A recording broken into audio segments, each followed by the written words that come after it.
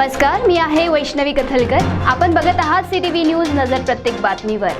हिंदी आणि मराठी भाषेत बातम्या प्रसारित करणारे जिल्ह्यातील एकमेव channel, sponsored by Sukhkarta associates. आणि आता पाहूयात गेल्या 24 तासातील बातम्या पटापट। कुटुंब नियोजन केंद्रात लघवी तपासण्याकरिता आलेल्या दोघा व्यक्तींमध्ये केवळ लघवी फेकण्यावरून वाद उत्पन्न झाल्याने त्याचे पर्यावसान हाणामारी झाले।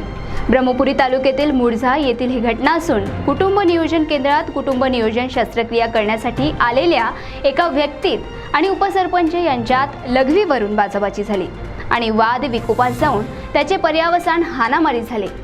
या प्रकरणात उपसरपंचास मारहाण झाली असल्याचे लक्षात येताच याची तक्रार पोलीस स्टेशनमध्ये करण्यात आली आणि गुन्हा नोंदवला गेला।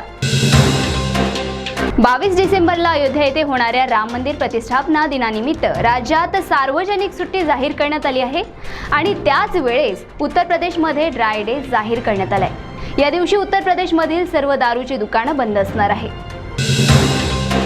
चिमूर तालुक्यात अवैध रेती तस्करीला उत आला असून चिमूर तालुक्यातील उपविभागीय अधिकारी यांनी रेतीची तस्करी करत असलेले 2 ट्रॅक्टर जप्त केले।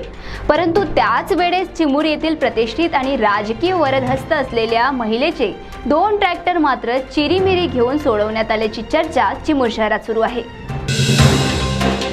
चंद्रपूर शहरात वाहतुकीच्या समस्या दिवसेंदिवस अधिकच क्लिष्ट होत असल्याने अनेक नागरिकांनी चंद्रपूर शहरातून बायपास काढण्याची मागणी केली होती। परंतु लोकप्रतिनिधींची अनास्था चंद्रपूर शहराच्या वाहतुकीस अडथळा आणत आहे। जिल्ह्यातील भूमिपुत्र संघटनेने या संबंधात वारंवार निवेदन देऊनही यावर कुठलीच उपाययोजना झाली नाही। म्हणून 15 जानेवारीला 1 दिवसाचे लाक्षणिक उपोषण भूमिपुत्र संघटनेद्वारे करण्यात येणार आहे। एकीकडे राज्य सरकार किंवा केंद्र सरकार हुंडा विरुद्ध कायदे अंमलात आणत असताना त्याची अंमलबजावणी अजूनही नीट होत नाहीये। याचे ताजे उदाहरण म्हणजे शेगाव येथील एका विवाहित महिलेचा तिच्या सासरच्यांकडून 2.5 लाख रुपये आणण्यासाठी मानसिक आणि शारीरिक छळ केला गेला। या प्रकरणाची तक्रार तिने पोलीस स्टेशन येथे करताच तिचे पती, सासरे आणि दीर यांच्यावर गुन्हा नोंदवला गेला आहे। क्या आपको तंत्र मंत्र के नाम पर ठगा गया है? तो घबराए नहीं, आपके हर समस्या का समाधान है हमारे पास। क्योंकि बरसों की तपस्या और कड़ी मेहनत से हमारे गुरुजी ने विद्या प्राप्त की है।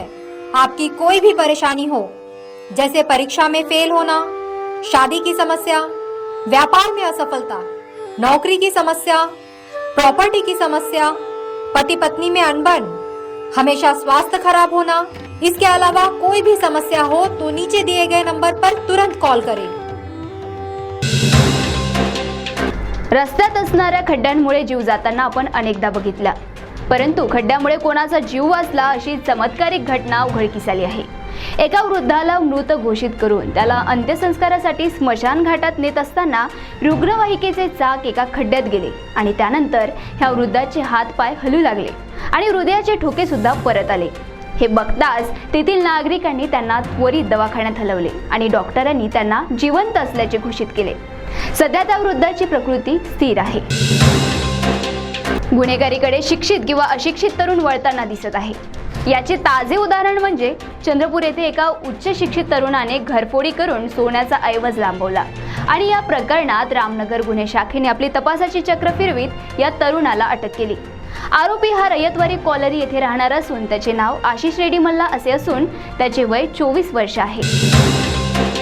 2 मित्रांमध्ये दारू पिल्यानंतर वाद उद्भवला आणि त्याचे पर्यावसान हाणामारी झाले आणि त्यानंतर एका मित्राने दुसऱ्या मित्राचा धारदार शस्त्राने खून करण्याची घटना अकोला शहरात उघडकीस आली आहे। अकोला शहरात वारंवार खुनाच्या घटना घडत असून येथील पोलीस प्रशासन निद्रावस्थेत आहे का असा प्रश्न तेथील नागरिक विचारत आहे। शासकीय कार्यालयात एका टेबलवरून दुसऱ्या टेबलवर फाईल पोहोचवण्यासाठी प्रत्येक टेबलवर पैसे द्यावे लागतात।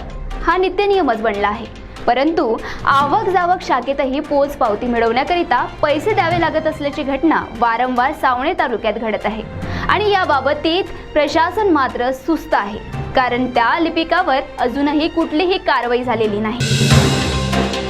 तर या होत्या आजच्या पटापट बातम्या। लवकरच भेटूया पुन्हा काही नव्या बातम्यांसह।